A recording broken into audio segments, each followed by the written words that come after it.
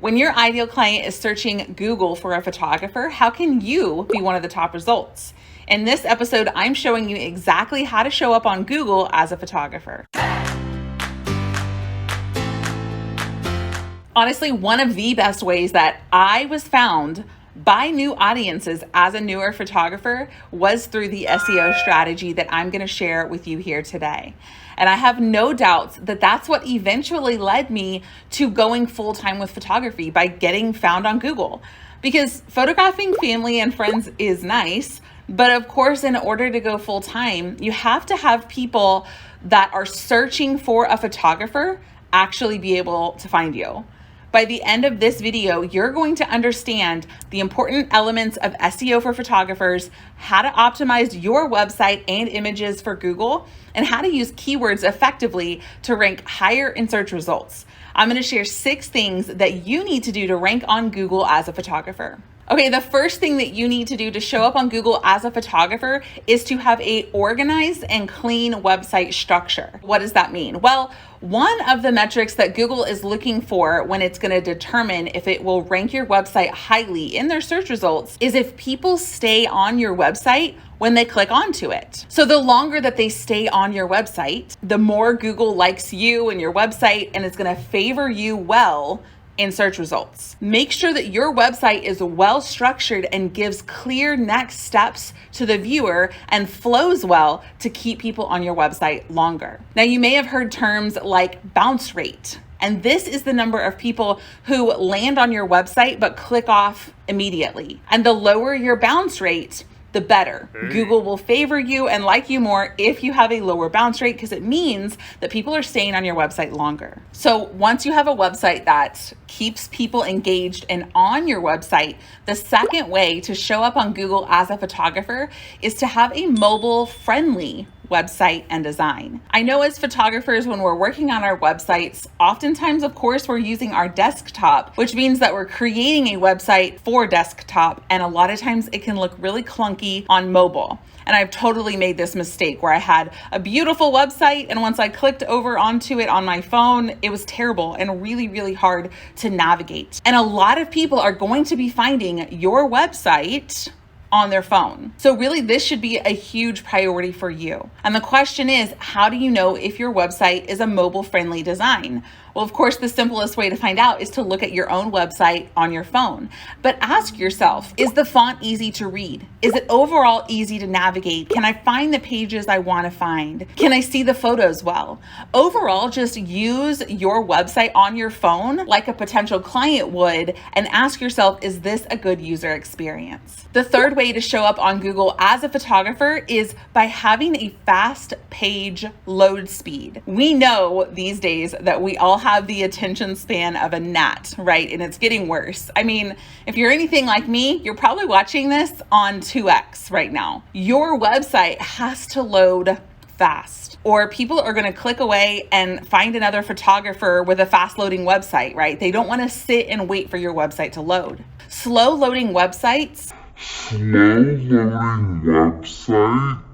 lead to higher bounce rates, which we just talked about is a negative thing, right? And having a high bounce rate negatively impacts your ranking on Google. You can check your website's load speed and get free recommendations on how to improve it at gtmetrics.com. So you've got a fast load speed, your website's mobile friendly, and it's optimized to keep people on the website. The next way is one that a lot of photographers get wrong, including myself back in the day. But before we go on to point number 4, if you're loving this video, make sure to give it a like and a follow so that you get notified every time I drop a new video. And each video that I release on this channel is going to help photographers like you grow their businesses and go full time. Okay, so the fourth way to show up on Google as a photographer is with image optimization.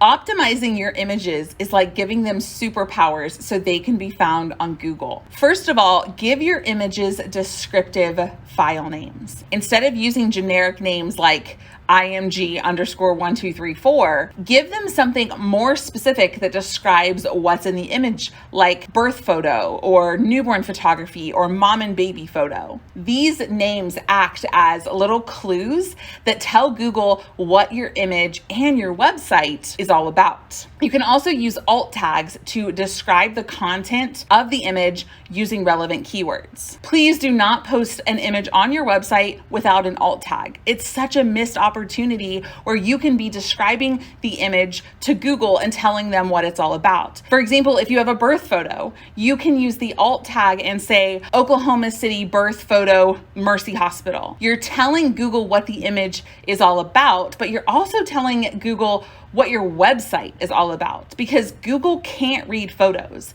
So you have to tell people and Google what the photo is. I know some of these things can feel a little bit meticulous. I know that it can kind of feel a lot and maybe even overwhelming, but every little detail counts when it comes to Google and getting found on Google as a photographer and your SEO. So don't underestimate the power of image optimization in boosting your online visibility as a photographer. Okay, the next thing that you're gonna do on your website to show up on Google as a photographer is post quality content. I know, I can hear you groaning now. It sounds a lot like I'm telling you to blog, and that's because I am telling you to blog. Blogging is so important because it helps your website show up on Google as a photographer, because when you blog, you're updating and refreshing your website with new information. And Google looks at that as you being relevant. Google's goal as a company is to give people high quality results for their search terms. And if you're regularly updating your website, aka blogging consistently, Google finds you and your website to be relevant. Creating well-written blog posts that appeal to your dream client is a win-win, both for your potential client and for getting found in Google, because you're refreshing your website and you're creating things that people actually want to read. And remember, the longer they stay on your website, the more Google will rank you higher in search results. So if you're like, oh man, I know blogging, I'm inconsistent, I don't know what to do, I don't know what to blog about, I have a membership specifically for photographers. It's very affordable, and I am giving you high quality content as a motherhood photographer to post on your blog every single month. If you want to learn more, it's called the Content Club for Photographers, and we're going to link the URL in the show description. Okay, the next way to show up on Google as a photographer is with your keyword strategy. This is essential, friends. Do a little research to identify the keywords that your target is using when they're searching for a photographer like you. Okay, how do you do this research? Well, I want you to think about, what would you be searching for if you were looking for a birth photographer or a baby photographer or a newborn photographer? Probably things like your city baby photographer, or baby photographer in your city, or birth photographer in your city. You can even ask your friends and followers on Facebook and Instagram what they would search for and start to get a big list of ideas. Then you're going to incorporate these keywords into your website's meta tags, headlines, titles, and of course in that beautiful blog content that you're going to create. But, and this is really important, remember to use these keywords naturally and avoid keyword stuffing. If you don't know what keyword stuffing is, you would put this on your website. This is an example of keyword stuffing. Welcome to my Oklahoma City birth photography website.